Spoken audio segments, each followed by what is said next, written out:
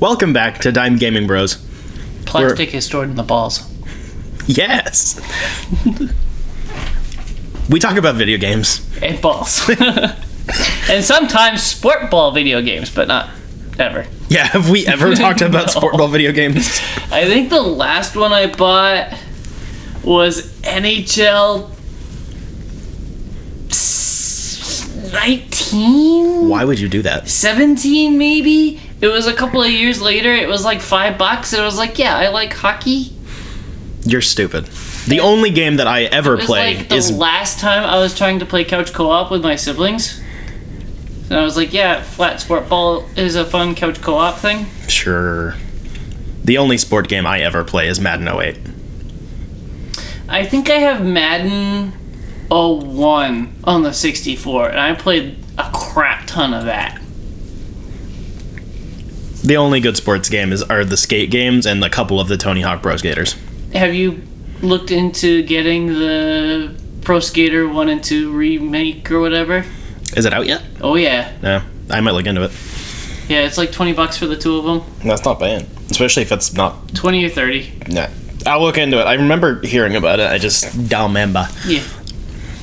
I mostly also played the handheld versions of those, so... Yeah, me too. Very different memories. Yep. Although, every once in a while, I got to dabble in, like, a PlayStation 1 or 2 version. I think it was a 1. Relic of our childhood. True. So, transitioning over to West Virginia, I played Twin Mirror. Wait. Theme song. And now, I'm your host, Jacob, joined by my co-host, Spencer. My balls do not have microplastics. Bullshit. Prove it. I'm not sure how I would do that. I'll put them through a strainer. You unzip the bag, and then you bounce them across the rope. And depending on how high they bounce, that's how much plastic is in them. I don't like you. So West Virginia. Yeah. So I played Twin Mirror. It came out in 2020. It's a choose your own adventure story episodic thing. It's another basically Life is Strange from the company who made the first Life is Strange. Except it's not actually a Life is Strange game. It's just that type, you know. So there's no gay in it. Actually, I think you're right. It is in West. It is. It's not Life is Strange because there's no gay in it. True. If it's gay, it's Life is Strange. That is pretty true. The gay is strange. That is pretty fucking true. I really hope our listeners know I'm just memeing when I do shit like that. Well, as the world's largest Life is Strange fan, I think I can verify that information. So yeah, it was produced by Don't Nod Entertainment. They were the ones who made the first Life is Strange. They have a very interesting company history that's not really relevant. They made Life is Strange 2, and then they handed the reins of that off to Deck 9, I believe, and they've been producing everything since. Yeah, whatever. Doesn't really matter. Whatever. It was released in 2020, and it came out for PlayStation 4, Windows, and Xbox One. Okay. This isn't very good.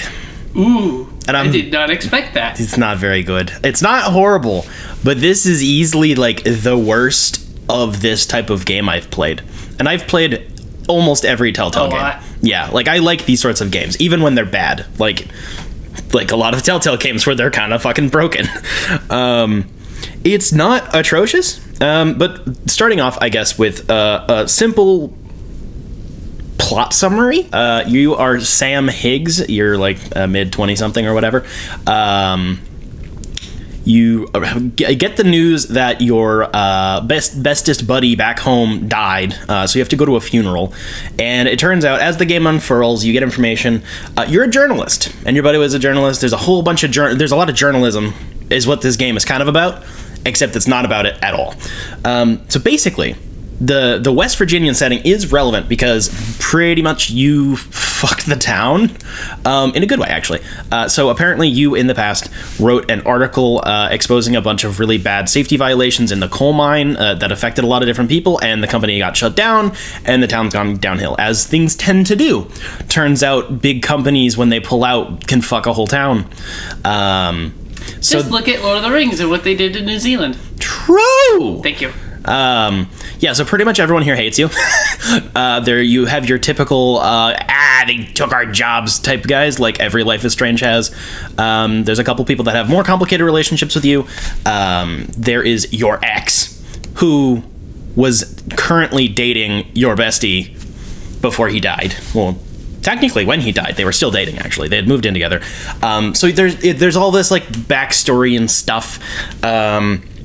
Your best friend had a kid with, like, right out of college with a woman who still lives in the same town. That kid's, like, 10, I think. She's pretty relevant to this game. And she's like, hey, I think that my dad was murdered. And you're like, journalism time! And then you supposedly do a bunch of investigating. The investigating in this game is dog shit. I'm sorry. It's bad. There's some pretty cool ideas in it. But yeah, I'll get to the gameplay in a minute.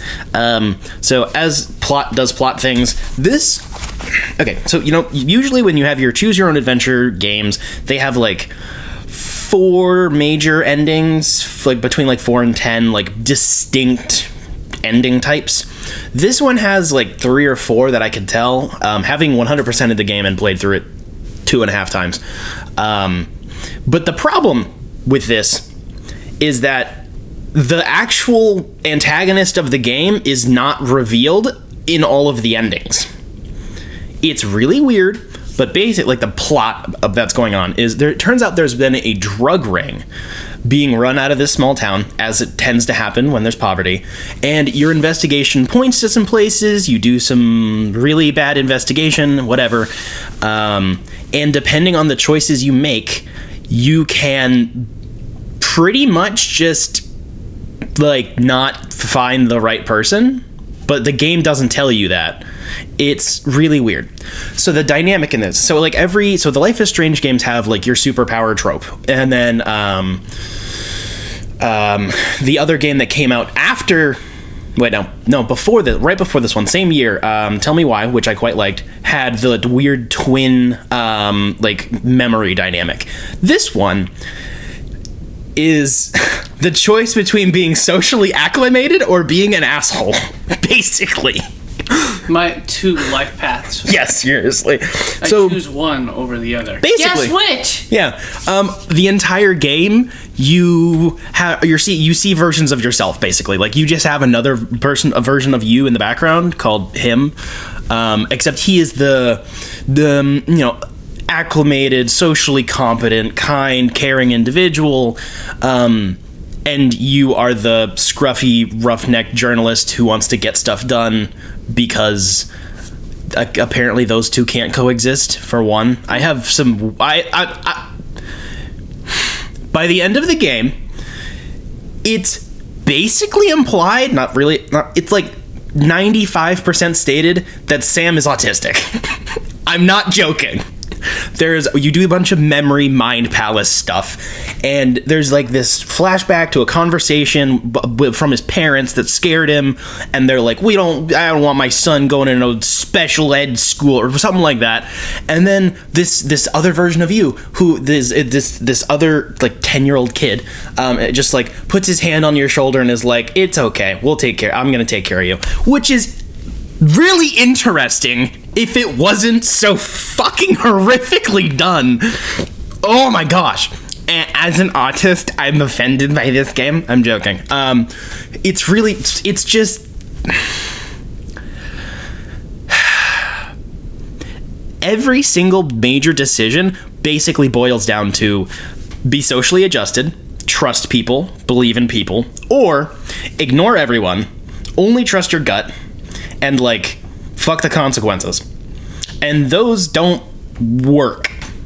Because you can do both, which is not what the game tries to tell you to do. Like, the moral of the story is not you can actually be both and you don't have to pick. The game makes you pick in like the 80% of the way through the game. You literally go in your mind palace, you sit down with the other version of yourself, you have a heart-to-heart, and you're like, either you can choose to become one or you can walk away. And it's like, what the fuck are you saying about anything right now? It's so fucking weird. I was laughing my ass off because it's trying to be serious, and I'm like, at first I thought it was like some sort of like neurodivergent thing, and it's just not very well integrated into the game whatsoever. There is like no real foreshadowing to that. It's just the vibe that it gives is you can be normal and be nice and, you know, care about people, or you can be autistic and like hyper focus and not trust anybody. I don't understand what the fuck the writers were on when they were thinking about this, because there are some things in here that are kind of interesting. Some choices make, like, you know, your forks in the road is like, do I tell this person this important thing or do I keep it to myself, or should I call the cop, should I not call the cop, like stuff like that. And that's interesting, but because of that, the game then contradicts its own lesson, because in the endings where you choose to be your socially acclimated self, you don't find the bad guy. Sounds like you made the wrong life choices and just couldn't find the bad guy. Maybe you got the bad ending every time. No, trust me, I did my research and checked. I played this game a lot. It was very frustrating, and it's just there's so many little things where I'm like, that could be interesting and that could be cool, and it doesn't. The narrative just doesn't fucking work. It's coherent, but it doesn't make sense. Does that make sense? You get? Yeah? And, yeah, also, just random, like, aesthetic side note, the well-put-together, well-adjusted, not-autistic version of yourself is the one who looks autistic because he's, like, a fucking pencil-twirling, glasses-wearing nerd with, like, a fucking side part. Just really dumb. How the fuck did that happen? I don't understand. It's really weird. It's very funny inadvertently. Pretty much all of the characters are boring. Another large narrative flop. I'm going to spoil it because it doesn't really matter because you're not going to play it. You don't play these sorts of games. So I looked into it when it first came out, and it was like, oh, walking sim. No, thank you. So there's a bunch of different endings. Some include certain people dying, certain people not dying, whatever. Some involve you staying in this town, whatever. The main trajectory is either you pin it on a cop because the cop was like the thug of the drug ring. That was your first playthrough, wasn't it? No, it wasn't. No, the cop is a bad guy. But then later that day, during the funeral, you're like, something smells sus. That guy's not smart enough. He couldn't have pulled this off. And then in one social engagement at the tail end of the game, you figure out that the pharmacist who recently moved into the town is the one who's been distributing the drugs. Just based on a conversation with him. That's how pharmacies work. I mean illegally. Oh! Opioids. It's a very big problem down there. I got you. So, there are a lot of really cool pieces. My girlfriend's from West Virginia, so I can speak about these sorts of things. It is one of the worst, like, states in the country. It's really bad down there. They're not doing well. The poverty problems, the coal mining problems, the fucking opioid problems, like, it all makes sense for the setting, but it doesn't have any flavor. Everyone just talks normally.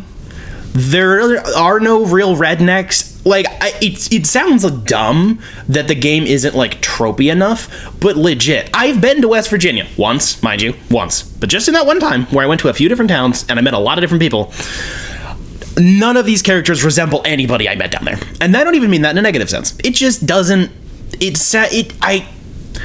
There's no big black woman behind the counter at Dunks that calls you sugar? No.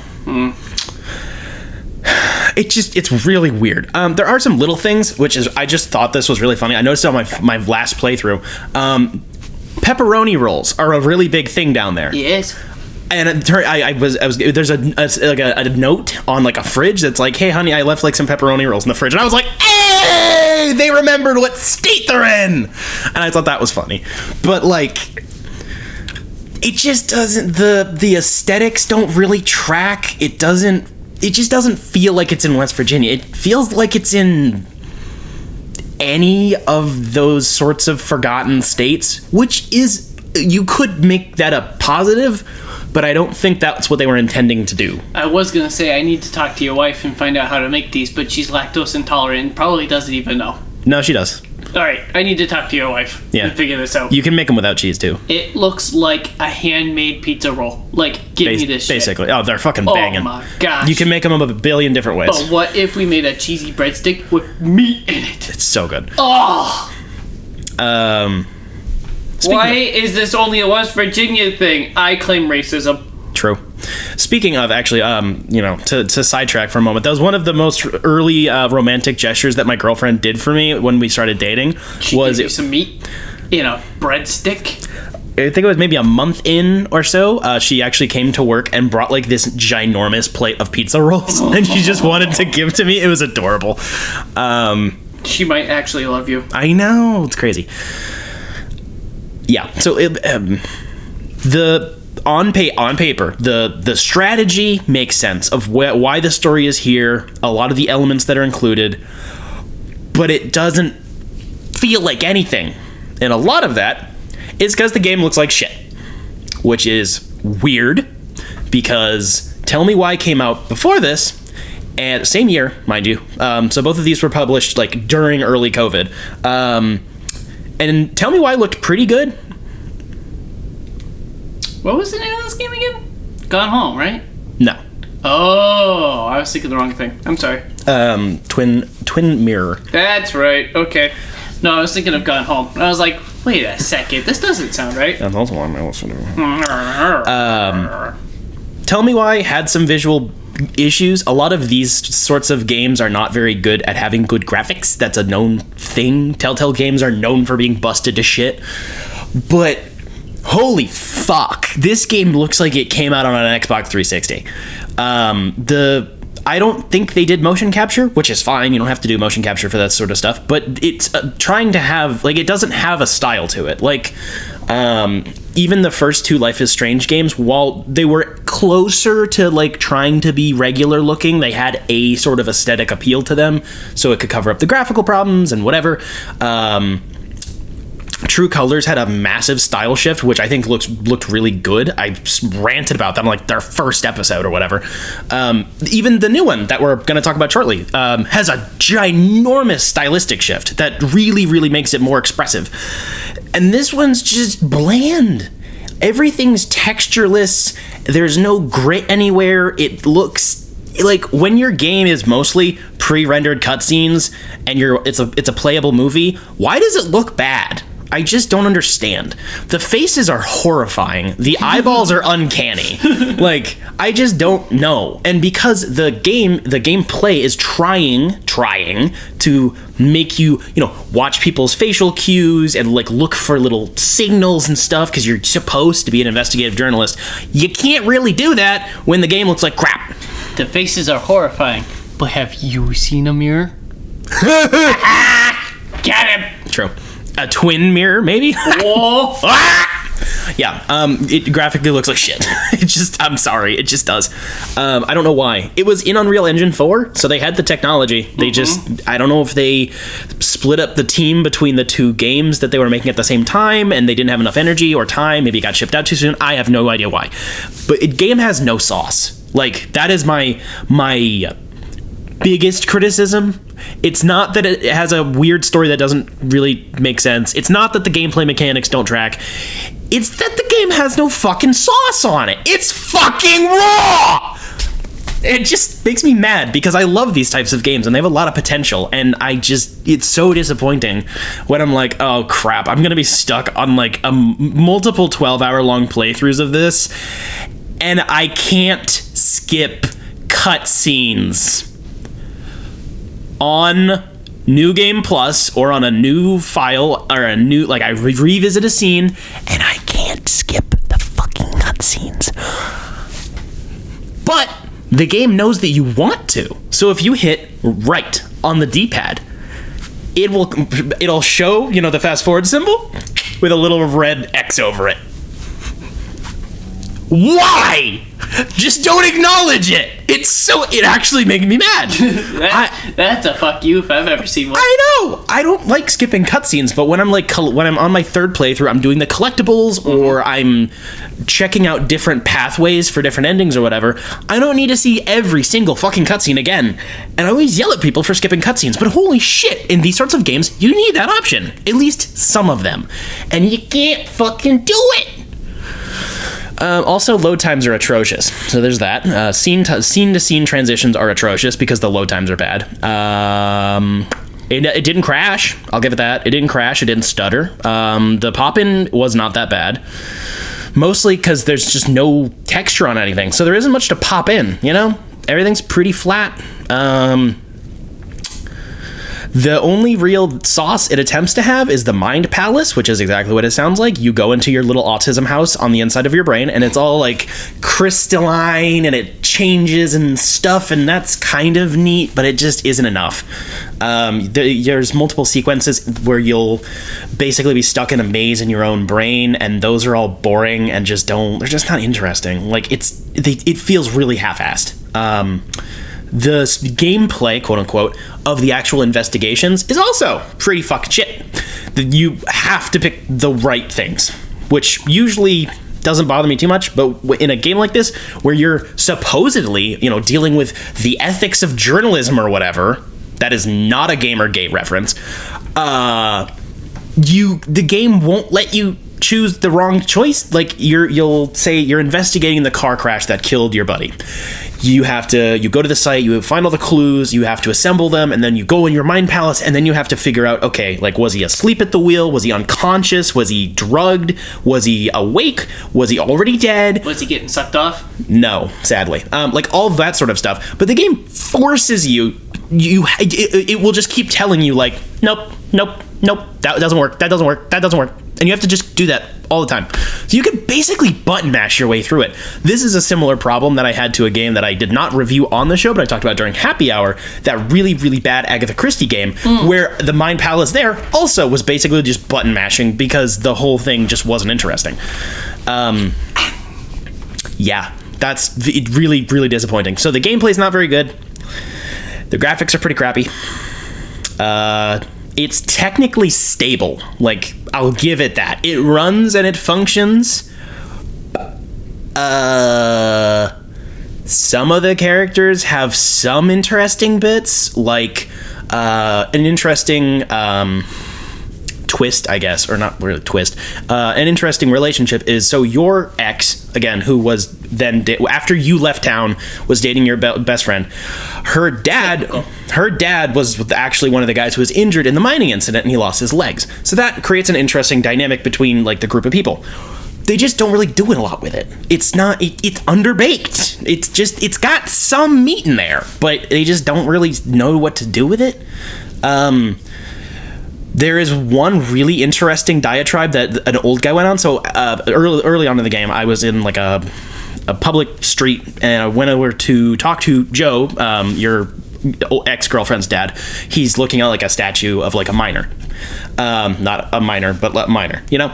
And there's this other old dude in the background, like cleaning off like all of the like the plaques and stuff, and you can go over and talk to him. He's not like a character. He's not even a named character in the game, but you can talk to him, and you'll have this full ass exchange about why unions are cool and based, because he's just like, yeah, you know how we, you know, got weekend. You know, he goes through like, especially like miners, like the mining unions are like they literally like fought cops. Like, they would have, like, armies called on them, and they'd fucking wear their red bandanas and be badasses and be like, no, we're gonna fucking stand here and not work. Like, and he goes on this whole real interesting tangent, and, like, the way you can engage with that in that conversation was pretty cool. Because, you being, oh, you young city boy, but you don't even know shit. And then you can be like, no, actually, and blah, blah, blah, blah, blah. And I thought that was really fucking cool. But the game doesn't do anything with that. It just... so many interesting threads, and none of them are tied to each other. That's very frustrating for me, like, narratively speaking. Yeah, and then the gameplay's bad. The soundtrack is mid as fuck. There's nothing interesting. Even Life is Strange haters will always admit that Life is Strange does indeed do a lot of fucking, like, needle drops. It's all over those games.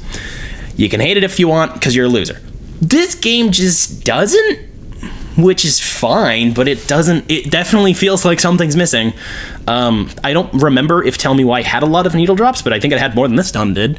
Or at least it had better, like, regular music, because that actually felt like a game. This just... very frustrating on almost every level. I was engaged enough, mostly out of curiosity, and not because I thought that the game itself was actually good at telling me the things it wanted me to. It was really because I like these types of games. I'm stubborn. A couple of the things interested me, and I'm stubborn. I will not be replaying this under no circumstances. I did 2.5 playthroughs. I got all the endings. I unlocked all the achievements. I think my total playtime would be then about 20 hours, I think, in total. Normal run-through is about 8. I bought it for $20 digitally. Ooh, that's a lot. That is what it is. $20 digitally for Xbox. Yeah. I do not recommend. And this is the first of these types of games that I will not recommend. Incredible. I will recommend the worst, like, Telltale game over this. You know what I would recommend? A drinking game during Silent Hill Revelation. Correction. Silent Hill Revelation 3D! You broke our mic. I did.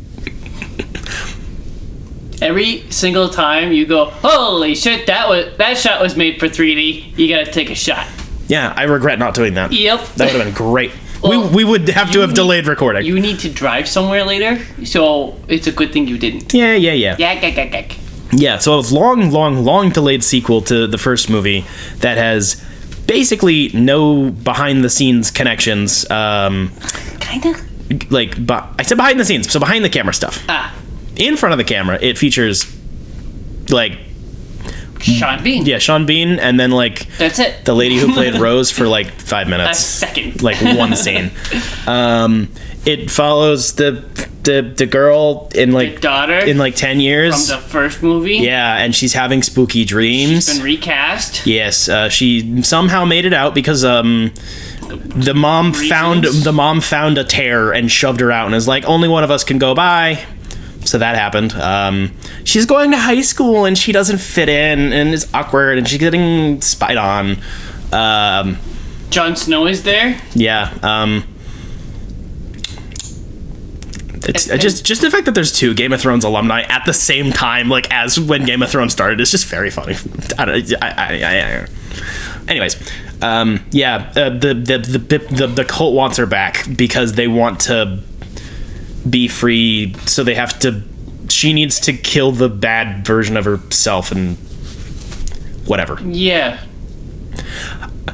This plot didn't make any sense. It was really dumb. I'm glad you can shit out a plot summary. Yeah, so they go back to Silent Hill, even though her dad has spent the past 10 years being like, do not go back to Silent Hill. Silent Hill does not exist. But I'm dreaming about Silent Hill. It doesn't exist. It's not a real thing. We got in a car accident. That's all that happened. It's not real. Don't go there.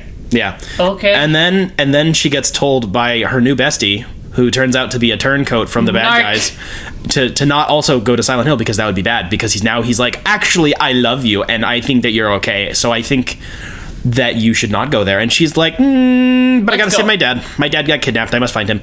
And then they go to the Silent Hill and then they do spooky shit and some gory shit. and that's where they meet Trinity. Yeah, And the dickhead from Clockwork Orange, and they have a couple of boss fights. They definitely were like a couple of boss fights. It felt more like a video game. I'll give it that. That's not really a positive, but it did feel more like a video game. Yeah. So yeah, the story was incoherent. Yeah, like sometimes it would get really close to making sense, and then some other detail gets thrown in that it's like, what the fuck? And that was very distracting for me, again, because I hate it when stories don't make fucking sense. I love that head twitch you have when something doesn't make sense. You're not autistic. No, I'm not! I am the socially well-adjusted version of myself with my glasses and my side part, okay? If you had hair. Fuck you. There's a lot of star power in here for what is a really terrible, awful movie. Yeah. It's surprising. I think the majority of them understood the movie they were in, though, because they're just either hamming it in, they're either phoning it in or hamming it the fuck up. Yeah, and sometimes they would swap in between, just because they could. Yeah, a lot of accents getting slipped through. Yep. They literally just shrug on screen and go, fuck it. I'm not doing another take, sue me. Pretty much. Yeah, this one looks like shit. The first one looked a little rough, but it also felt a lot more of the time that it was from, and a lot of those effects aged pretty well. The first one had a lot of care. Yeah, the first one had a style to it. This one was the adopted grandchild that was locked under the stairs. Yeah, this one's like very... I kept saying it during the movie. It's really, really like Hellraiser infused. Yes. I don't play the Silent Hill games yet. Now I will, now that I've ruined them for my... Good luck. Try running that on modern hardware. I will figure it out. They're making a remake. Come on. And it looks good. Made by Bloober Team, and I really want to like them. I hope it's good. Yeah. Yeah, it's just the scene. Yeah, it feels like they watch one Hellraiser movie and they're like, "Oh, we can do that." And body horror? Yeah. Yes, we can do that. Like, there is body horror in the first one, and as far as I'm aware, in the games, but it's just done so differently here. It's a lot more. So this one is grislier, I guess. Like, you watch content warning, I guess. You watch someone's beer belly get sliced off while they're alive, and then the slab of belly gets thrown in a hot pan and is like cooked up, and like monsters near the end have saw blades sticking out of their heads for no reason but to just be grisly, and that's not how the Silent Hill franchise usually works. There was also like a lot of hooks in skin and pulling on skin. Like, that's so Hellraiser. But Silent Hill is a lot more subtle. It's like you'll round a corner and all of a sudden there's a monster there that's like a nightmare version, like a body that's like legs like a normal human and then legs on top, and it's like, it doesn't make sense, but it's a nightmare version that could make sense in a nightmare. It's like a dream version. Yeah. And like you can picture a monstrosity like that moving around, and yeah, it's technically body horror, but it's just different. It's different, yeah. And there were some bits that like were not really effective, but like they just didn't commit to the bit hard enough, honestly. Like, if you were going to do that and have a big tonal shift, this movie did not linger on that enough. It didn't milk it. It didn't feel... If you want to do torture porn, do torture porn. Like, every time there'd be, like, a halfway decent kill or, like, some blood on screen, I'm like, they cut away from it already. And, like, it's really weird. Because, yeah, like, I don't know. A lot of Silent Hill, a lot of the horror is supposed to be based on, like, trauma that the main character has, and they're trying to sort through it in their mind and in their nightmares. That's basically Silent Hill. But a lot of this movie, the monsters are just monsters. Yeah. They're just there to scare you. None of it makes any sense. Yeah. Some of them admittedly do look kind of cool. Some of the prosthetics I thought were pretty solid, and then when it switches over to CG, it looks like dog shit. Near the end of the movie, somebody is like... calls this place hell or whatever, and that's not really what Silent Hill is. Silent Hill is a nightmare. It's not purgatory or whatever.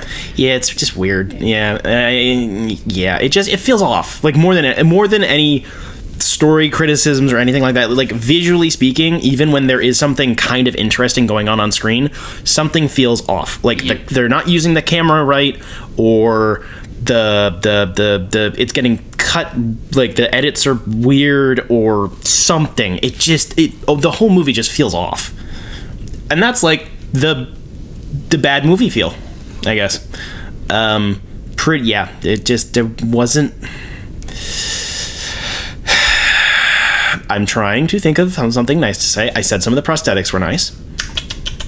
There were a couple. There was like 2 scares that were like, that was okay. There were a couple of musical motifs that weren't the original video games theme song. Yeah, but only a couple. Almost the entire soundtrack is just like looping the theme song the whole time, which is really annoying because I really like that theme. It felt like a placeholder most of the time. It probably was.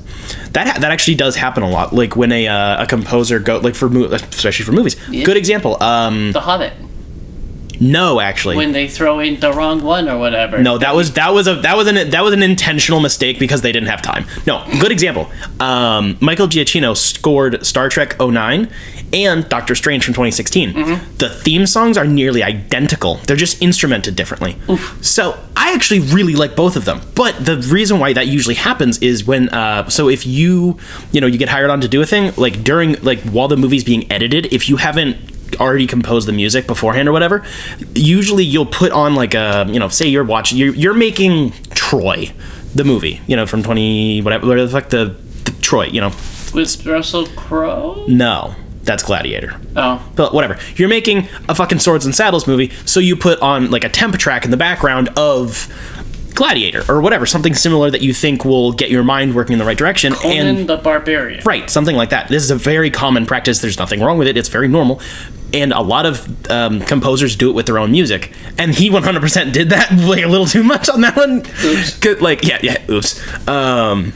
It's just like, yeah. Fun musical fact that I have, actually, wow. I guess. I'm very proud of the fact that I know that.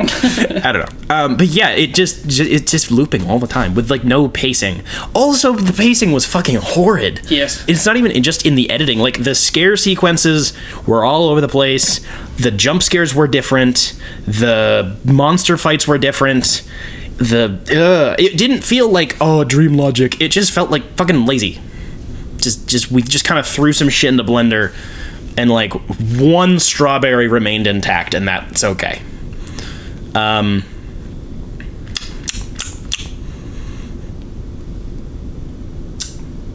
like the fact that Pyramid Head actually does something in this movie, and is explained, because he's the protector of Alyssa or whatever the fuck, the bad demon child. They certainly tried. They certainly tried to actually explain that. He's like instead of just like he's just here.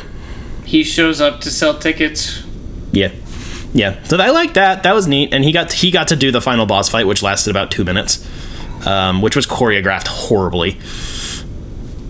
Yeah, I just rearranged my list so that this isn't the bottom 5, but it's in the bottom 6. Please hold. 2 stars.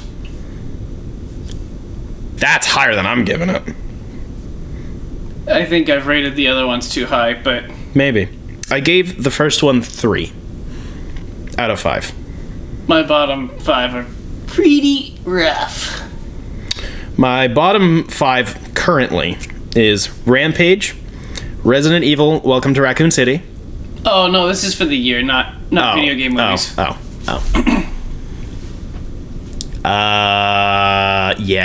And then, well, I'm just gonna finish my thought then. Fuck you. The Angry Birds movie, Monster Hunter, and Uncharted.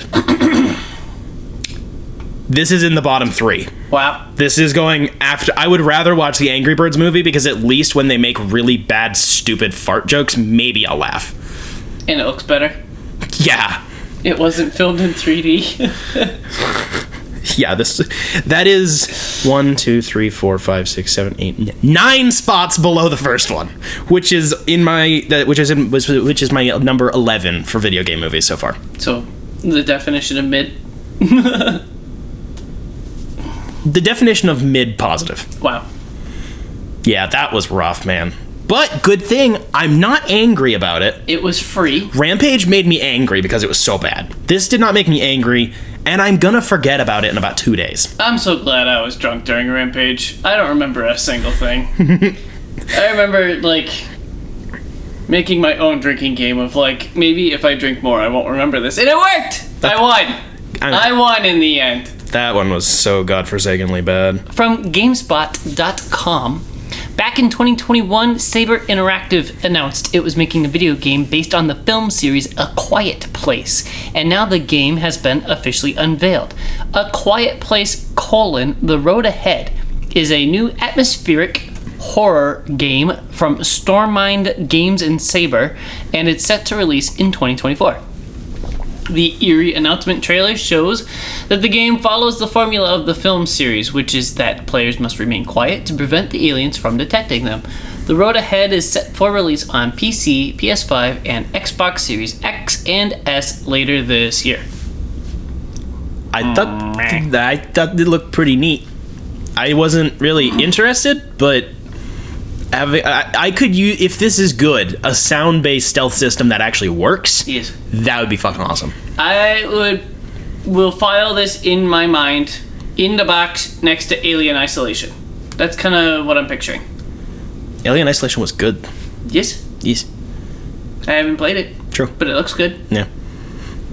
I like the style that they chose for it. It seems to be, I don't know, like the visuals look solid. It's a very brief trailer, but looks neat. From press.squareenix.com, during the 2024 Xbox Games Showcase, Square Enix announced Life is Strange Double Exposure. Oh my god, I'm gonna fucking come! Just had to include that. I'm gonna come.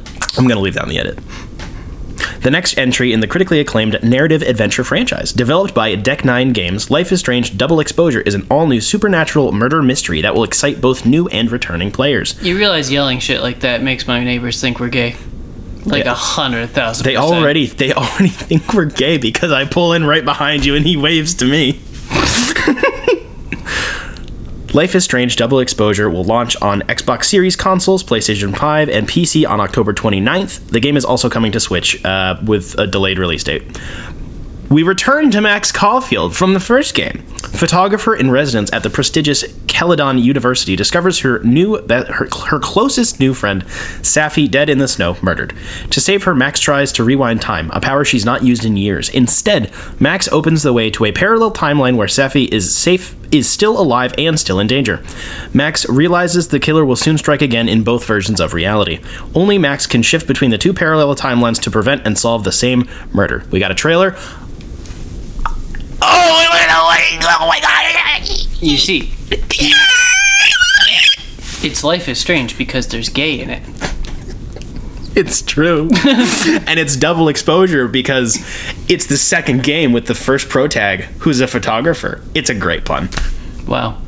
Also, they've just dropped numbering these, but it has a huge stylistic shift, and it looks fucking awesome. Mm-hmm. There's also 12 minutes of footage released, and I watched it. I was like, oh my god, I'm gonna die. I think that despite me ranting about time travel and, multiverse stuff a lot, I do think that's actually a cool evolution on the rewind ability. I think that's a neat idea, because then it's a murder mystery, but in two timelines. Yes. That's cool. I think. I am not pre-ordering it because they're doing some really shady shit. It's like $30 for early access by like 2 weeks. It's insane. Ugh. And there's a bunch of different versions. The full it's Square Enix being bad, but I will be buying it on day one. From IGN.com, Universal Pictures is reportedly teaming up with Square Enix to create a movie adaptation of Avalanche Studios' explosive open-world video game series, Just Cause. As reported by The Hollywood Reporter, the live-action film version of the long-lasting action franchise will be directed by Blue Beetle director how do you say that name? It's not actually Angel. It's Angel, I think. Angel? Manuel Soto. No story details or release date has been revealed. The Fall Guy and Nobody's Kelly McCormick and David Leitch are producing the film under 87 North. Story Kitchen's Dimitri M. Johnson, Mike Goldberg, and Timothy I. Stevenson are also attached to Just Cause. Dan Jevons is a part of the project as an executive producer. If the Just Cause movie is anything like Square Enix and Avalanche's video game series, fans can expect an especially fiery adaptation. The Island set franchise stars Rico Rodriguez, a gun-toting mercenary who uses parachutes and a wrist-mounted grappling hook to get around. From the release of the original game to 2006 to Just Cause 4 in 2018, the series is known for its massive set pieces and explosive combat. Okay. But you also have, like, the line that sucks one thing to another, and I want to see him suck a cow into an explosive red barrel. If that doesn't happen, this movie's not canon. I have two things. I actually think this is a good idea. Yeah. Because the stories basically have no game. The games basically have no story, right. So you can do whatever. You just blow shit up. And this is the team to fucking do it. Right. $20. Oh, he's putting money down. They cast Mark Wahlberg. I don't think that this team would want to, but they might be told to. This smells exactly like the sort of thing like Max Payne, where Mark just shoves his fucking nose up in there like Uncharted, you know? I just, you know, obviously I don't want that to be true, but especially if they actually cast him as someone whose last name is Rodriguez, it's like, I'm gonna lose my shit. I'm not putting money on this. Fine, don't bet with me. Are you afraid? Yes. I do hope it's good, though. That actually does sound like a pretty good production team. I'm doing the next one from Polygon.com. Announced during Microsoft Xbox Games Showcase, Doom: The Dark Ages is id Software's next foray back into hell. Doom: The Dark Ages is a medieval spin on the Doom franchise, taking the Doomslayer back to the beginning. It's coming to Xbox Series X, including Game Pass, on day one. Like they said after every single fucking trailer during the showcase. We get it. Game Pass. Get it. Sometime in 2025, and it will also be available on PlayStation 5 and Windows PC. There's a fucking dragon with lasers! There's a chainsaw shield. There's a gun that shoots skulls! I saw a theory online saying that might be the BFG replacement. Probably. Because it looked pretty powerful. I agree. R.I.P. We do know that Mick Gordon will not be composing this project. Yep. But I did look into it, and I want to know why he was teasing it. He was posting sussy things online. But on the bright side, it looks like the guy that studied under him and helped him with the previous two games will be doing this one. So it'll probably be boosting his buddy. I guess that's what it looks like to me. So it will probably still sound pretty good. It might not just have as much of the sauce. The medieval setting looks sick as fucking shit. Oh my god! Oh my gosh! When I heard this rumor like 2 weeks ago, I thought it was bullshit. I was like, no, I know we haven't heard anything in a while, but I feel like they might just drop it. That sounds too good to be true. After everything that happened with Doom Eternal, I'm still skeptical. Like, yeah, I'm gonna wait and see how it goes with this one. Like, I hope it's good. It sounds really good on paper. Yeah, the footage that they captured, the gameplay looks really good. I want it to be good, but we'll see. It also looks a little bit slower. Like, not drastically, but like almost like they're kind of referencing Doom 3, but in like a, hey, you remember that time we made a really dumb idea and we slowed our game down way too much? Yep. That's just my little tidbit. So that's cool. Maybe. Chronology makes no fucking sense and I don't care. Doesn't matter. It looks cool. He's the guy. He is him. He's got a fucking cape, dude! This is probably a day one buy.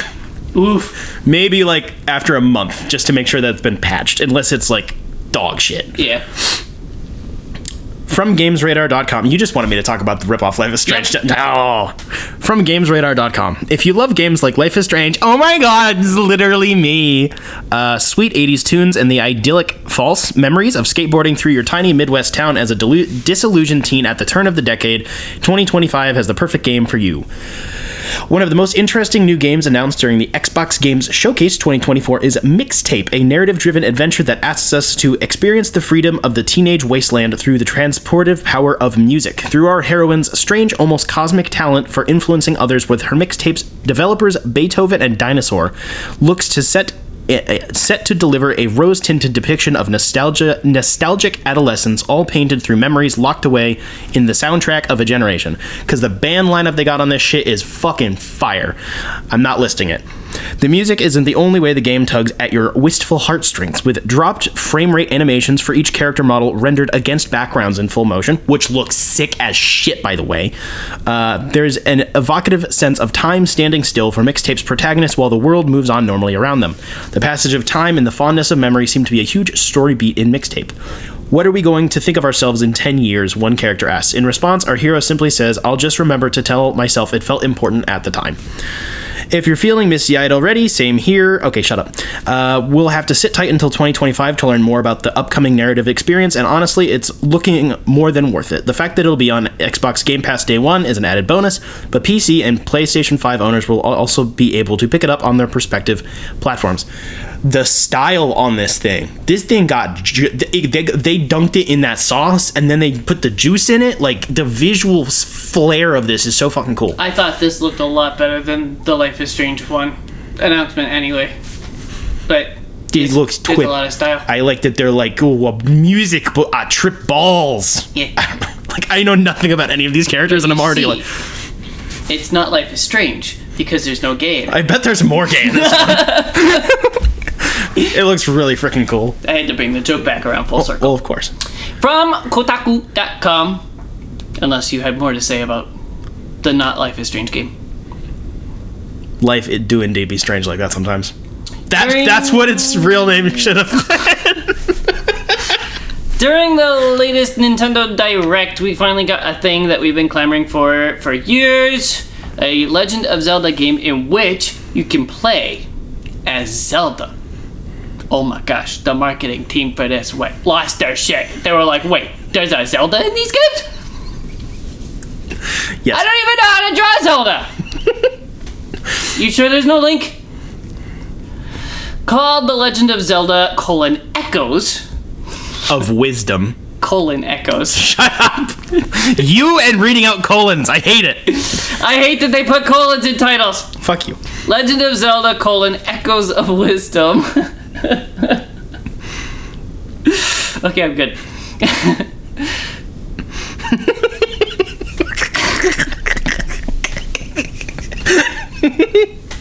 It's like throwing a hot dog down the hallway.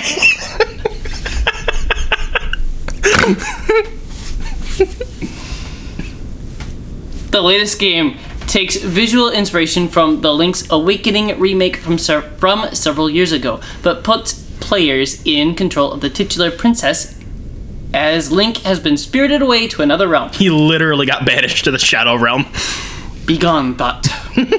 Though the game seems like it takes a somewhat more puzzle-oriented approach to adventuring than the series is known for, it's incredible nonetheless to see that Nintendo is finally making Zelda into a playable protagonist. Though much remains unknown, the mechanic feels like something that might be used in an immersive sim, which increasingly seems like the direction the series is going in, especially after Breath of the Wild. Echoes of Wisdom looks to shrink it down quite a bit, but the spirit is still there. It's a shame that Nintendo seemingly felt it needed to strip the series' typical emphasis on combat out of the game to make it a Zelda game, but I can also appreciate that oh my gosh, I don't care about your opinions. Still, it's a little hard to be upset when we're finally getting a Legend of Zelda game where the titular character is not only front and center, but playable.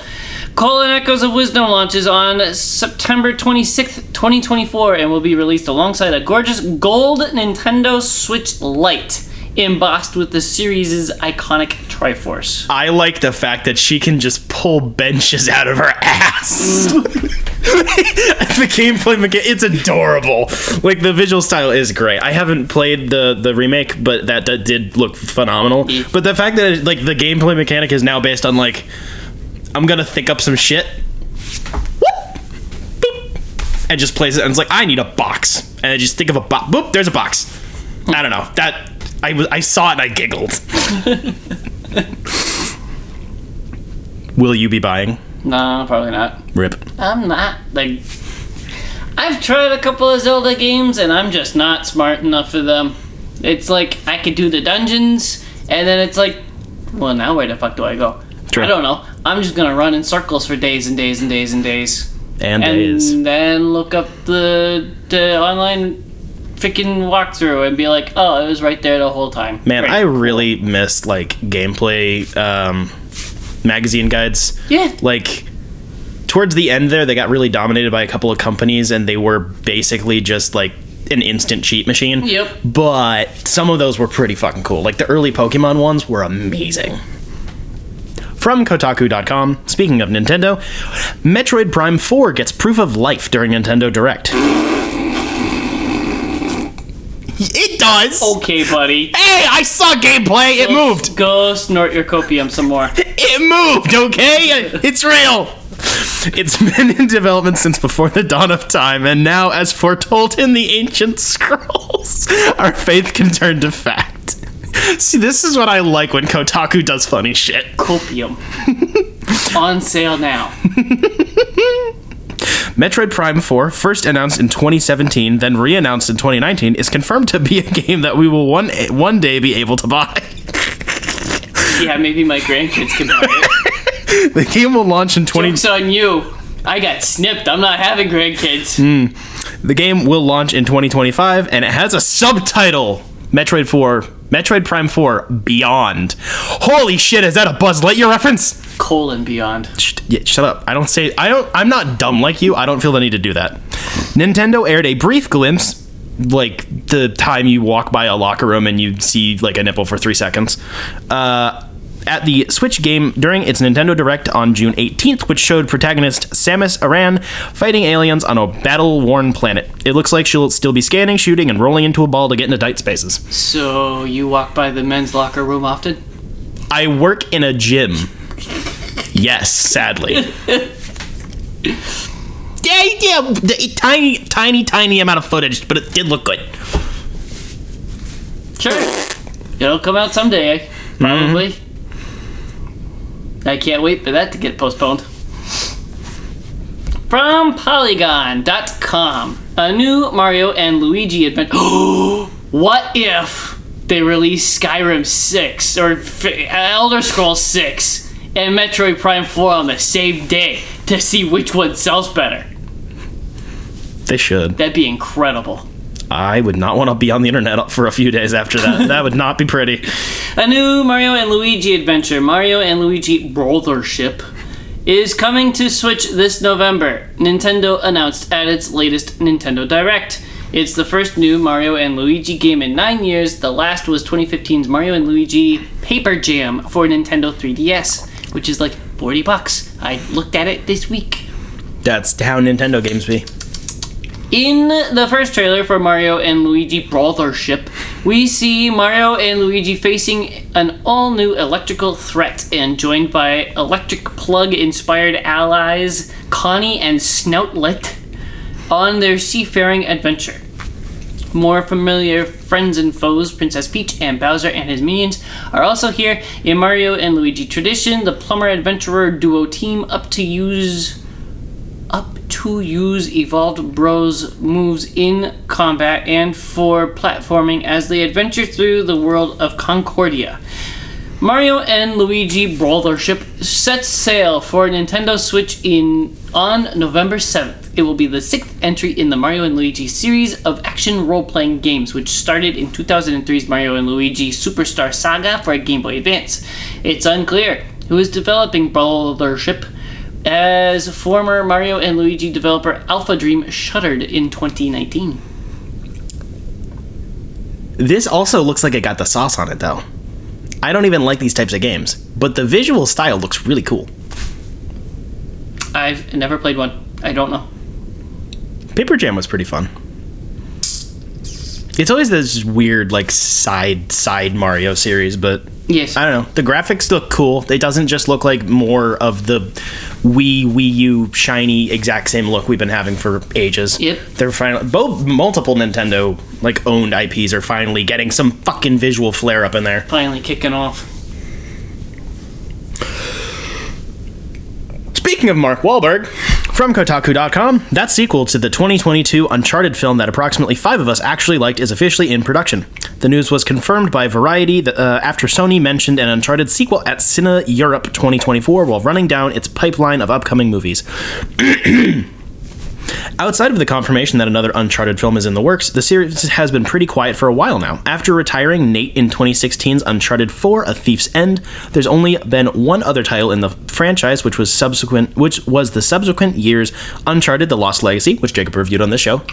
Link in description. Long time ago. That spin-off, which began as an expansion to A Thief's End, followed Chloe Fraser, another main character of the series who did happen to feature in the first film. Considering it's now been 7 years since that game came out, some feel like it's time for a new Uncharted game rather than another film.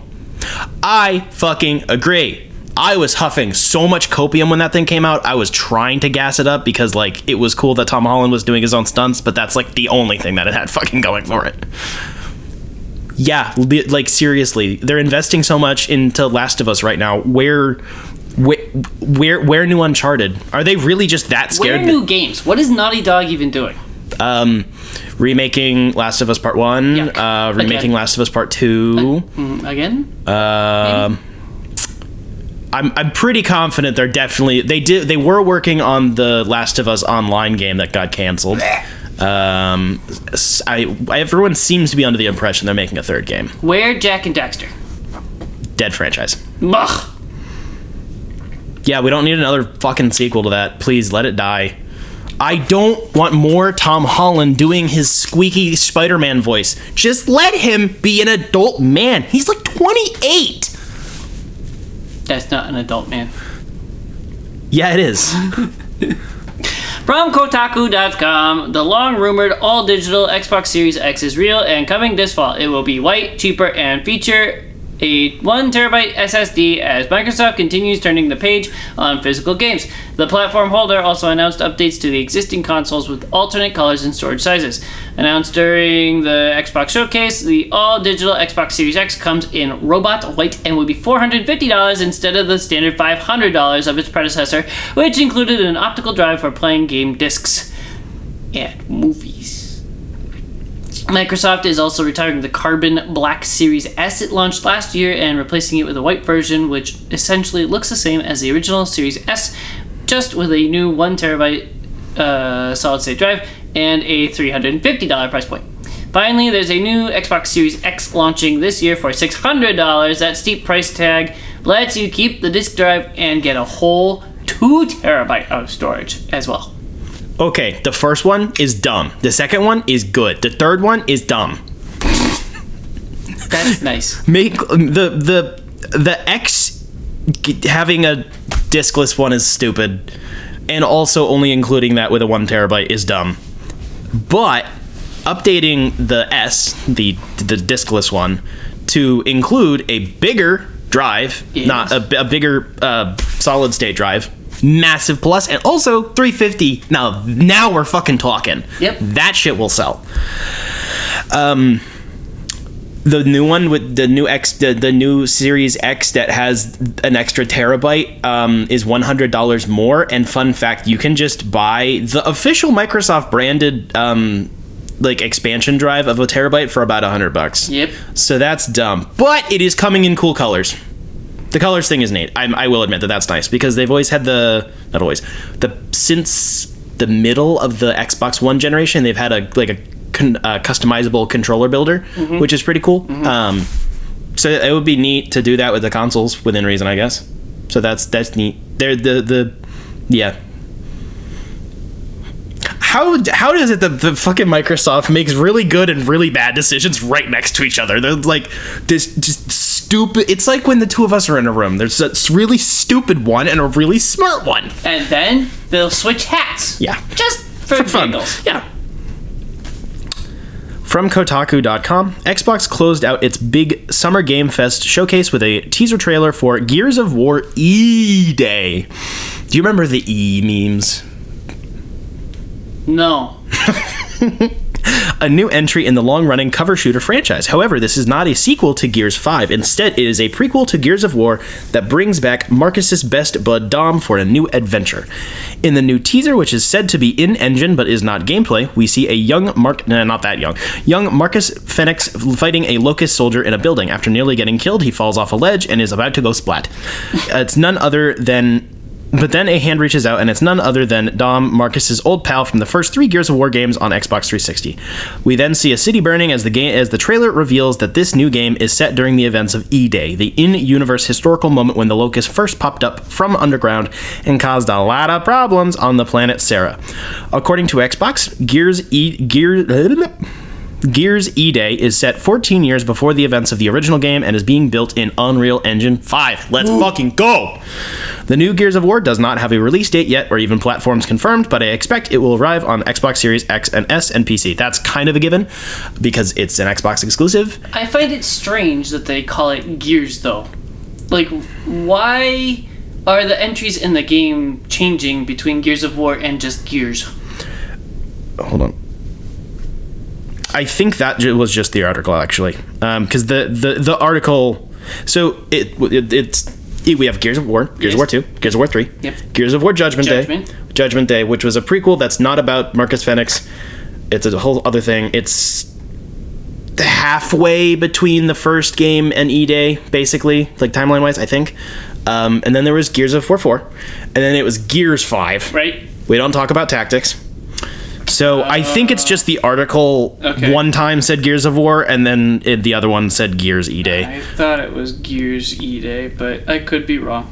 I don't think so. I'm pretty confident that the YouTube link said Gears of War E-Day.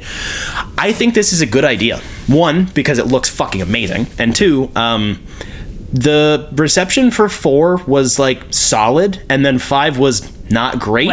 It was mostly the monetization stuff that put a bad taste in people's mouths, and I think it's a good idea to let them cook on 6 for a while longer, and then like let this be a good breather. We get some we go back, we get some nostalgia. We get to see events that we didn't get to see before. I heard all the men in the showcase do the as Dom showed up again. Yeah.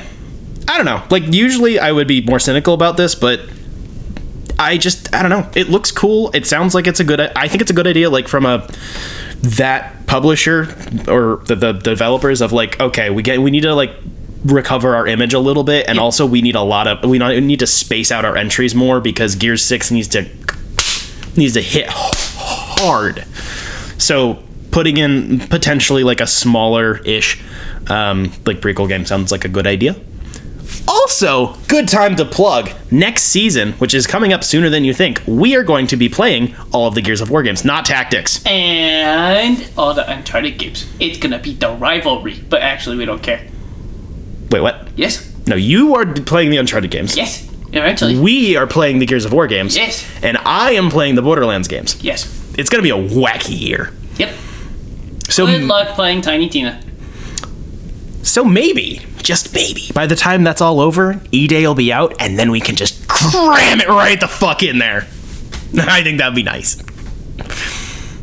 From IGN.com, Microsoft has shown off. Can I finish this sentence? Oh, I'm gonna come! Its Fable reboot once more.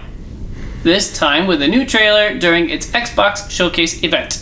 Alongside a new look at Playground Games' upcoming reboot in the Fable franchise, we also learned that fans do not have to wait too long to play it, as Fable is set to release sometime next year. What does it mean to be a hero? Well, in the fairy tale land of Albion, that is definitely up to you, Fable's product listing reads. With a dark threat looming, and in a world where your reputation precedes you, your choices will change Albion forever. Actually, it's pronounced Albion. I knew you were going to do that. Playground's revival of the much-loved fantasy role-playing game series was announced in 2020 as a, quote, new beginning. That's nice. I'm glad Fable's not dead, probably. Dude, yeah, it was announced so fucking long ago, and the publisher didn't exist anymore. It's a new one. I think it looks really good. I like the style. I think it got the juice. It definitely has that cartoony, goofy, we're about to make a fart joke. Yeah! You know what I'm gonna do? I'm gonna kick a chicken. Yeah. And then I'm gonna go have sex with my wife. These games, I love Fable. Like, even when they're not that great, they're like, you can't be mad at them. I don't know anything about the series. I know it's D&D Light, but I think I've seen a couple of covers, and that's pretty much it. You should play it. I think you'd enjoy it. I think it wouldn't, like, suck you in. I think it would be, like, you'd be interested. Also, all three of them are kind of disconnected, so it's cool. It's also an Xbox exclusive. Finally, Xbox is finally getting some of its shit together. As we're coming up on the tail end of a generation. Yep. God damn it, I hate being an Xbox fan sometimes. I don't like my thumbsticks to be symmetrical. I can't stand it. Also, fuck Sony. I'm racist. I don't like Nintendo either. I was gonna say, I'm racist. Nintendo doesn't have the symmetrical thumbsticks. I'm racist. Can you read the next article, please? Sorry.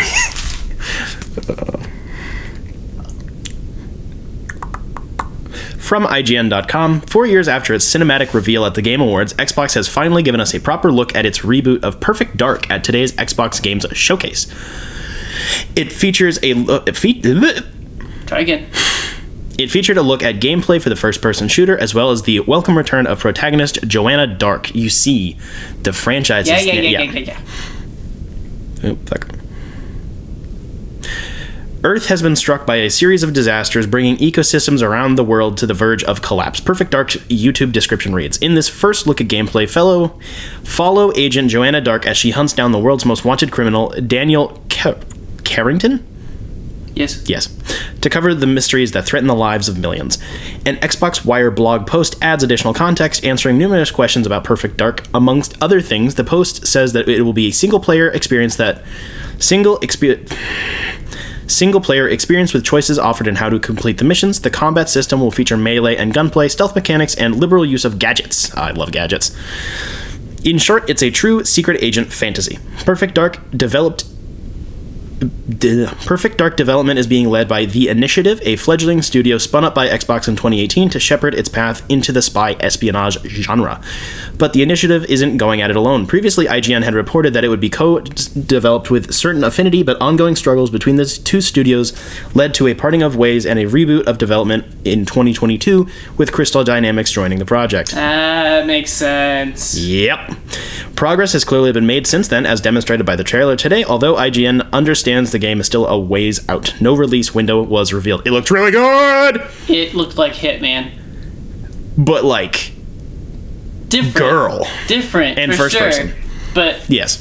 It looked a lot like Hitman. Actual stealth game. Ooh, that's a really good idea. I like that. Perfect Dark, the original, has been on my to-do list forever, and I still haven't gotten to it.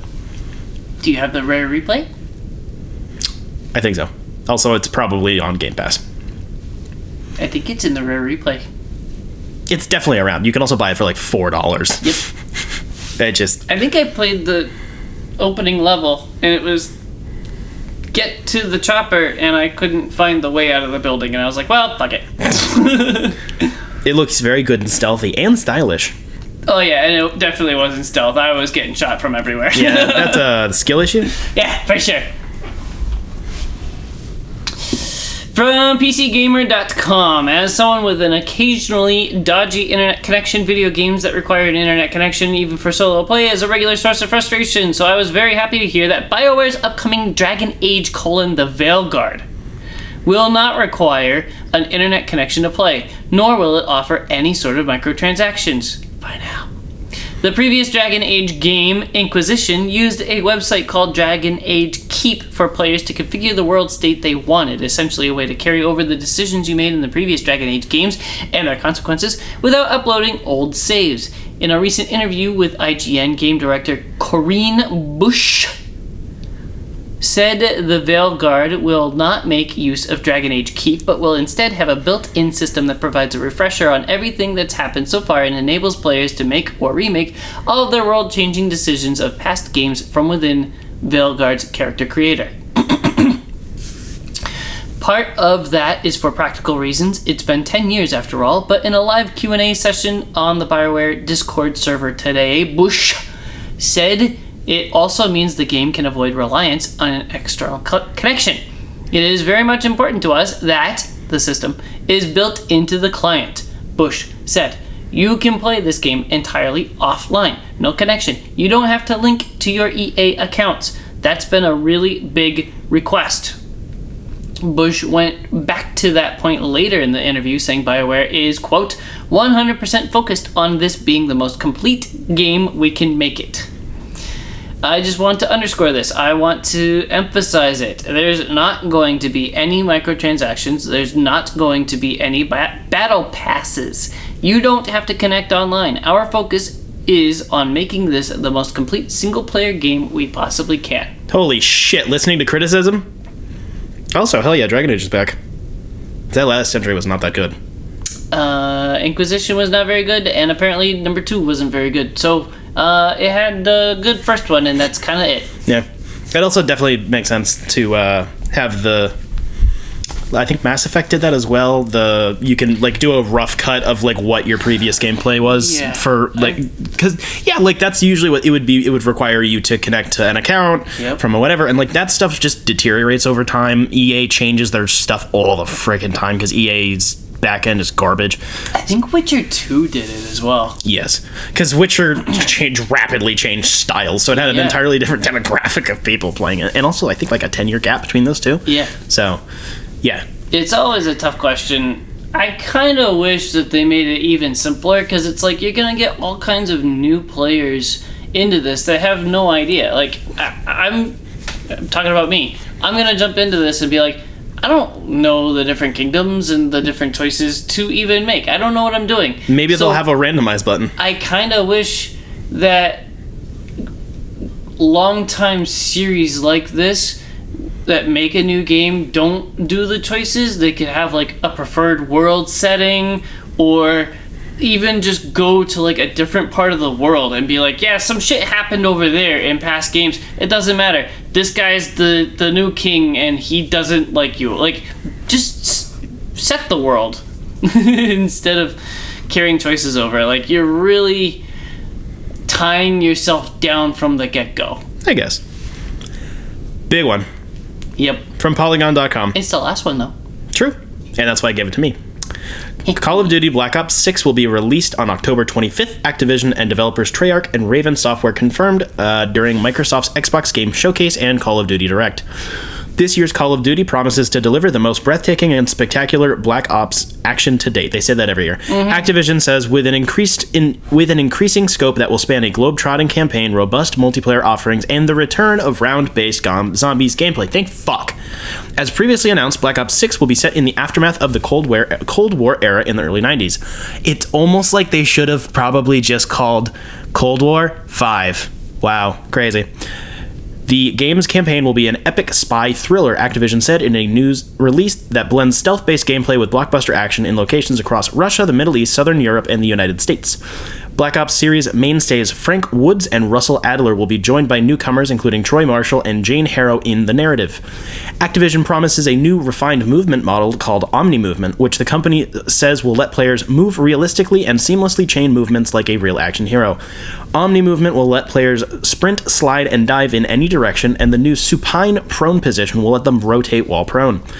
Black Ops 6 will also include other movement options, including corner slicing abilities, where as you go around a corner or go through a doorway, your weapon is going to dynamically rotate in the direction that you're rounding the corner. Treyarch promises 16 new maps when it launches, including 12 core 6v6 maps and 4 strike maps that can be played as 2v2 or 6v6. Black Ops 6 will also see the return of classic Prestige, finally, with always something to progress towards instead of infinite levels. Black Ops 6 will also include HUD presets, which will let players move the minimap and remove HUD elements for a minimalist interface. Thank you, because that's my biggest complaint about the current ones right now, is the fucking UI is too much. Black Ops 6 will see the return of round-based zombies mode, in which players battle increasingly difficult waves of undead enemies. Treyarch promises 2 new maps at launch with Liberty Falls and Terminus, and all the associated secrets that zombie players have come to expect over the past 15 years. Call of Duty Black Ops 6 will be playable on October 25th on PS4, PS5, Windows, PC via Battle.net, Microsoft Store and Steam, Xbox One, and Xbox Series X. The game's open beta will be available on all platforms. Xbox Game Pass subscribers will get access to Black Ops 6 Day 1. Okie dokie. Pretty much everything actually sounds good. I don't want to get too optimistic because I do this every goddamn time. Yep. I do get sucked in. The movement thing actually sounds really interesting. Like, because that's one of the more frustrating parts. Like, even right now I'm playing Modern Warfare 3, the new one. And it gets really close to kind of doing what they're describing, so I can see where their brains have been working. But every once in a while, I'll grab a corner and like the angle isn't right. It's like, oh, that's a little bit of jank. Yeah, so like I can see where they've been trying to ramp up being able to like chain movements together a lot better, and I think that that's pretty cool. Also, just being able to rotate while prone, like holy fuck, that it's just you're probably just it's so freaking slow. The gun moving around is weird, but kind of cool. I think Siege does that. Maybe. Don't quote me, but I think it does. But just like that, like little amount of additional movement as you're moving, that sounds kind of cool. Round-based zombies is good. Also, Raven Software is really good. Their Treyarch has always been good, but Raven Software has become. They helped with the remaster of Modern Warfare, and then they got like brought in as a secondary studio. They're now on the level of Sledgehammer because Sledgehammer got demoted. Because multiple bad entries in a row. The Raven Software did a really good job with that remaster as well as the multiplayer side of it, so it sounds good.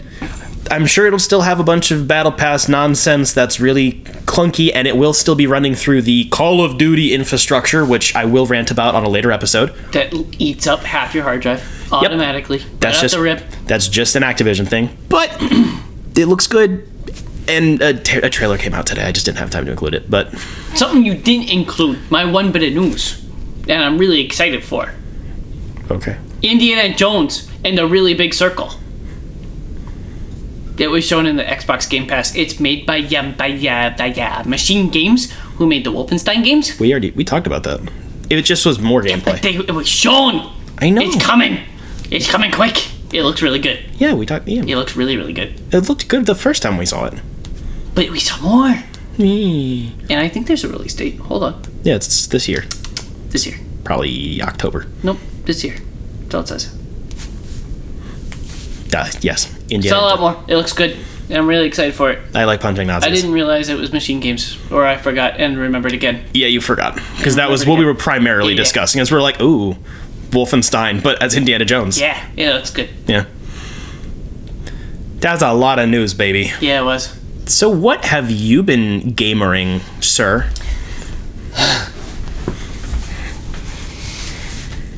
This is going to be a lot of words. I think I got like 2,500 words in this review. It was like...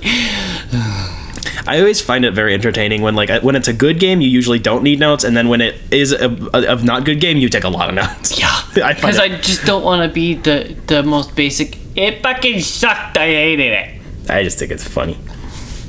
Resident Evil 6, yet again, developed and published by Capcom for PlayStation 3 and Xbox 360 in 2012, and PC in 2013, and later re-released. I don't think it was remastered or anything. It was just a straight port. Yeah, it was a port. To PS4 and Xbox One. It's like what they did with 5. Here's something new to include in my reviews. It has a 67 on Metacritic. That's surprisingly high for Metacritic. Because like Metacritic average is like 60, and that's like, unless you're Nintendo, you're not getting in the 80s and 90s. 67. That's surprisingly high. The story. is split into 4 playable campaigns. On the original release, the game showed you 3 campaigns that you could play until you beat all 3 of them, and then the 4th one would unlock. It was a surprise, I guess. The campaigns are from different perspectives. One is Leon, +1. Chris Redfield, +1. Jake, +1. And then Ada Wong, all by herself, would unlock. I successfully played through all of Leon's campaign. Painful enough, let me tell you. The story opens with the president going public with info about the initial outbreak in Raccoon City, when an aerosolized version of the virus is released, infecting the president and others. Leon saves a Secret Service agent from the zombified Prez by shooting him in the head.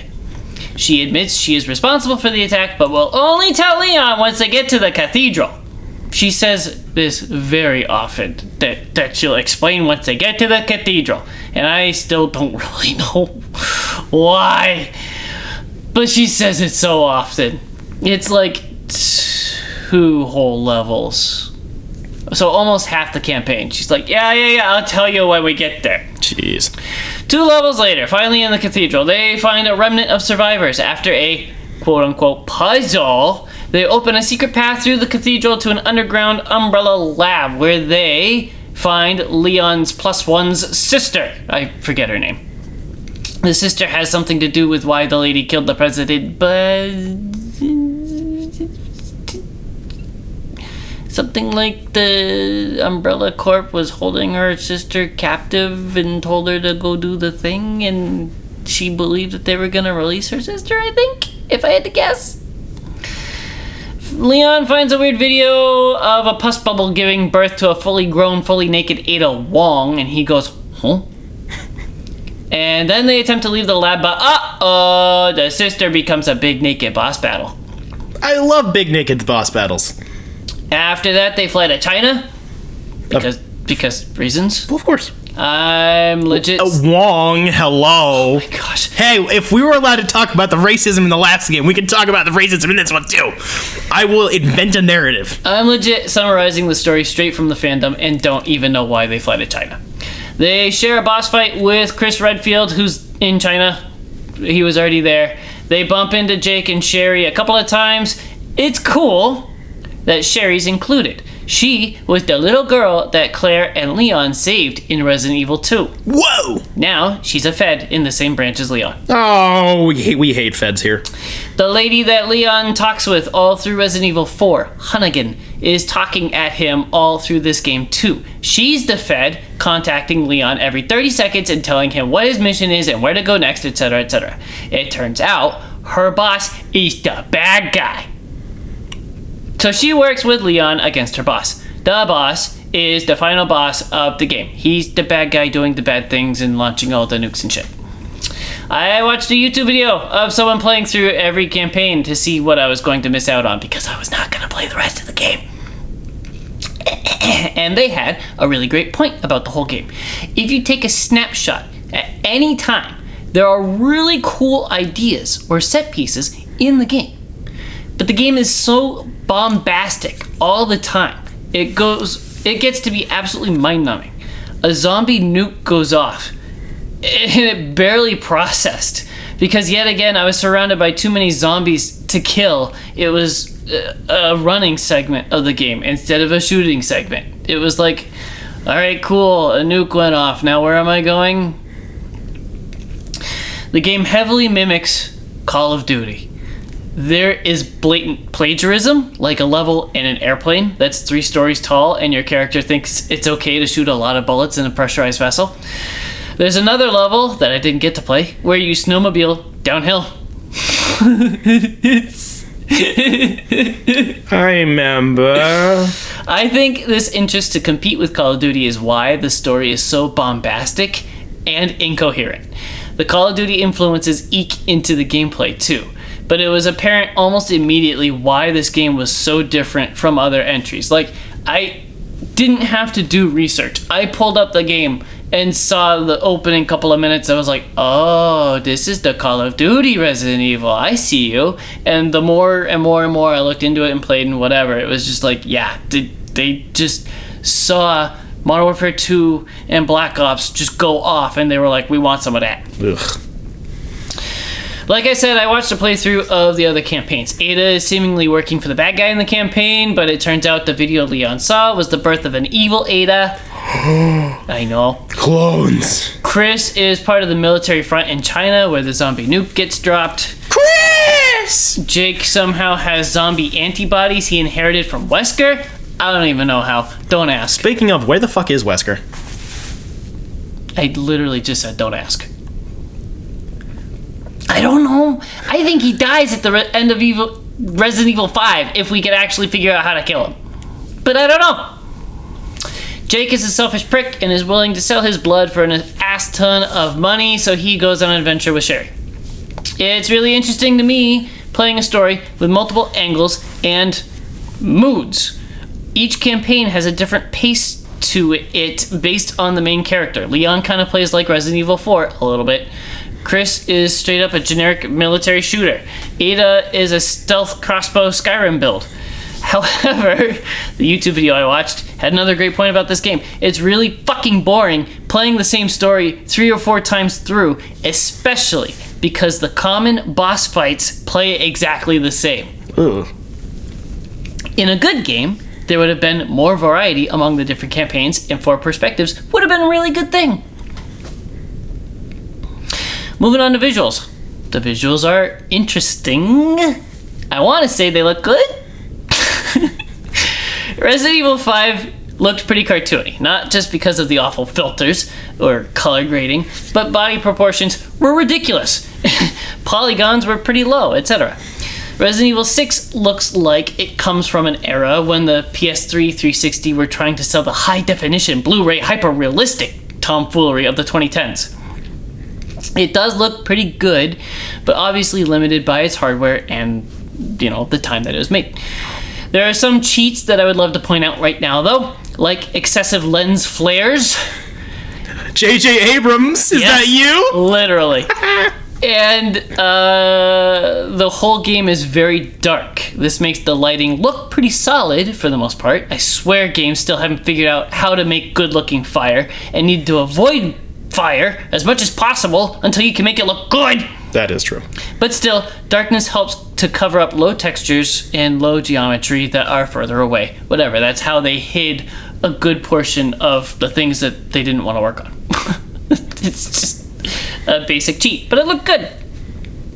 Sound design. It's awful hard to judge sound design when I'm whining about how awful the game is. Nothing really stood out to be painfully bad or masterfully crafted. The dialogue is annoying at best, but there's more. That's more of a writing problem. Gameplay.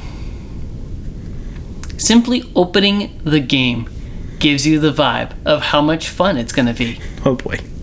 When opening the game, I had to press the X button 10 to 12 times to simply start playing a level. Oh god. I counted it. There are so many prompts, like don't close the game when you see this loading symbol, or the splash page to click to open the main menu, Resident Evil 6. After that, there are co-op settings, there's canceling matchmaking that starts automatically, so that I can play by myself, because I hope to the horror gods that no one else in the world is playing this game. This game is co-op dependent, except for Ada. A lot of the level design is made for co-op. That's why the campaigns were main character that you want to play as +1. Simple things like in Resident Evil 5 where there are some doors I could open by myself and other doors that I would need my partner to be there to help me open a door. More egregious examples were 2 branching paths where I would hit a roadblock and have to sit there and wait for my partner to pull the lever that's right in front of you. Oh my gosh! Just pull the fucking lever so I can play the game! The co-op doors were a 50-50 chance of leading right into a cinematic.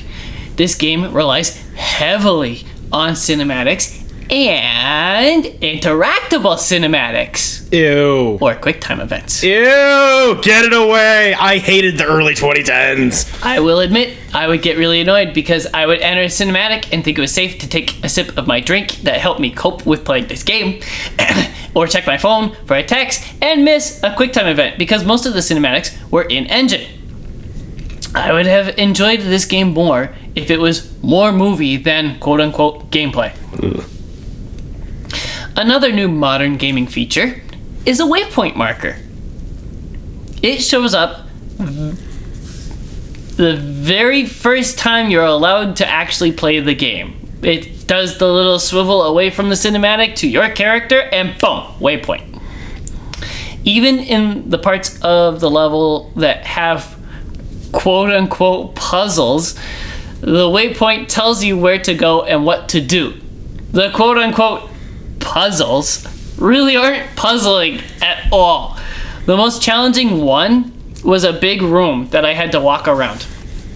I found 2 statues and I had to place them on the pedestals. Not even a certain statue to a certain pedestal. Just placed them at the same time with my AI partner. Hang on. Anytime there was a hint of a classic Resident Evil puzzle, the answer was handed to me before I could even see the challenge. There was a bell ringing challenge. Shoot 5 bells to light the secret whatever, but right before I saw the bells, some asshole in world engraved the wall with the answer to the secret. Shoot the 5 bells to light the whatever. With uninspired level design and a waypoint marker holding your hand non-stop, this game is literally just connect the dots. Walk to the waypoint, watch the video. Do the QuickTime event, maybe, shoot the zombies. Repeat. That's this whole game. Speaking of shooting zombies, how is the gunplay? Bad? I saw online people complaining about a lack of ammo, even in super easy baby story mode, which is how I played. I had the opposite problem. I didn't have enough space for all of my ammo and was throwing out health items to stock up on more ammo because I knew that eventually I would find a final boss. If I had struggled to keep ammo, I would have hated this game even more. It was a little fun mowing through so many zombies, kind of like a Dead Rising or Left 4 Dead, but again, it made the game mind-numbing. What did you decide, PT or box food? I had already pressed the button. Oh, okay. Each character controls differently, as previously mentioned.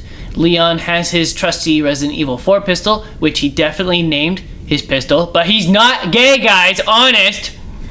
And he can dual wield pistols if you want to shoot a lot of bullets and not hit anything. I don't know, man. Platinum blonde on a dude's pretty gay. Same thing goes for Wesker. I think they're blonde tips, but whatever. Blonde tips are also kind of gay. True. Thunder. That or a runaway dump truck in my driveway. Chris has a powerful assault rifle that makes his campaign feels like generic military shooter. Ada has her crossbow. Each character also has a different HUD with different colors and a slightly different look to the inventory. Cool enough if it was in a good game. A note I just threw in because I remembered I didn't write it down. There's a stamina bar in this game. So there's words and stuff. There's a dedicated button for a melee attack. It's the right trigger if you're not aiming, and you can do super cool kung fu kicks and shit to melee attack an enemy. And there's a stamina bar that wears down for each time you pull the trigger to do the melee attack.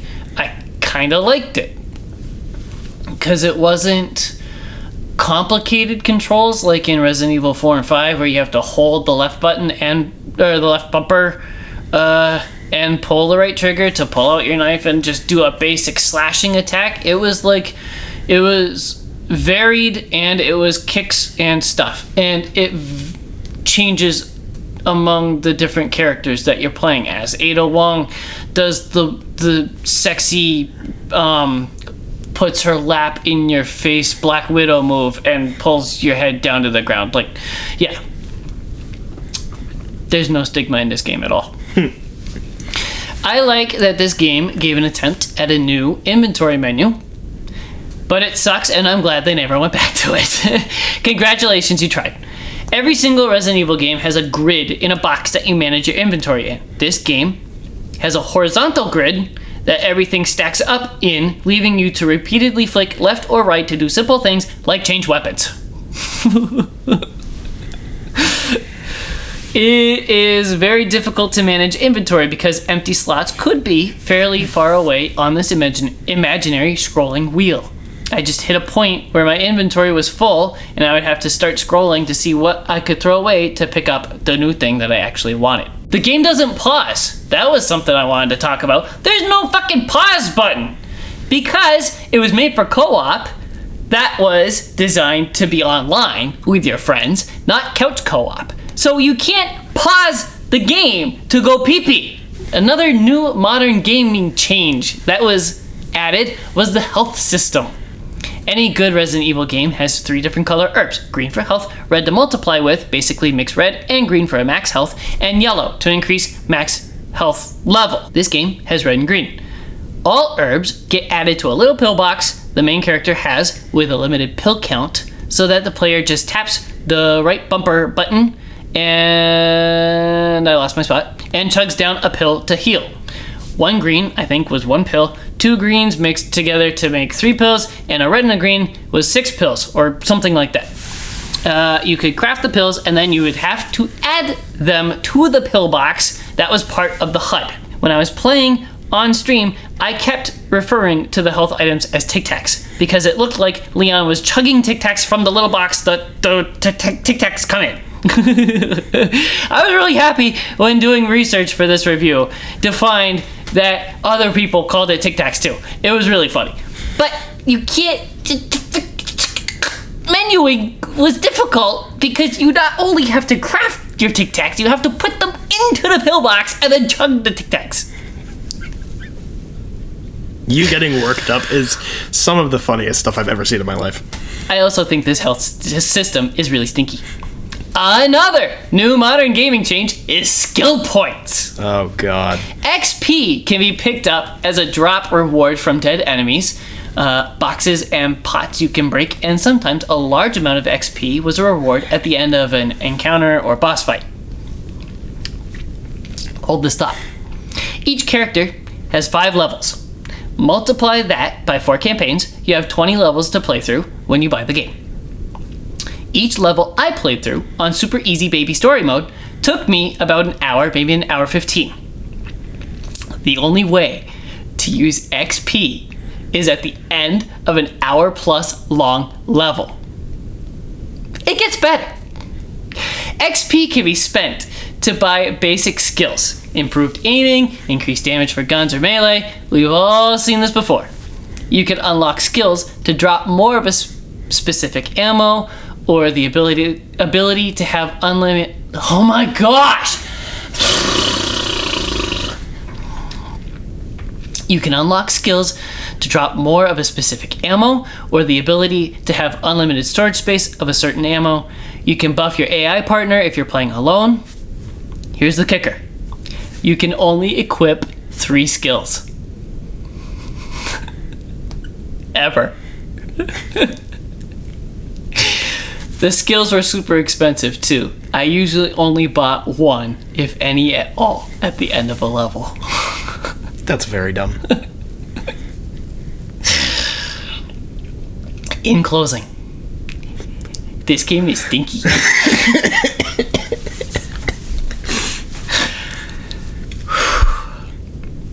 I'm glad the series rebounded from this. This game wasn't a cash grab like Resident Evil 3 Remake. There was care put into this. It just needed better directing. Not dumb people. A lot of the story feels like a brainstorm meeting. Well, what if Leon was a plane above a fully infected city and the plane crashes into a tower kind of like 9/11 and he has to escape the city? Well, what if Leon has a boss fight while riding a minecart? Or maybe while he's riding on top of a train? Yes, do all of that, get back to me. Apparently, in Resident Evil 5 and 6, and maybe more, I don't know, I've completely missed a Mercenaries mode. It's a wave-based mode with lots of unlocks, and I saw online that it's the best part of this game. Oopsie, I uninstalled this game too quickly.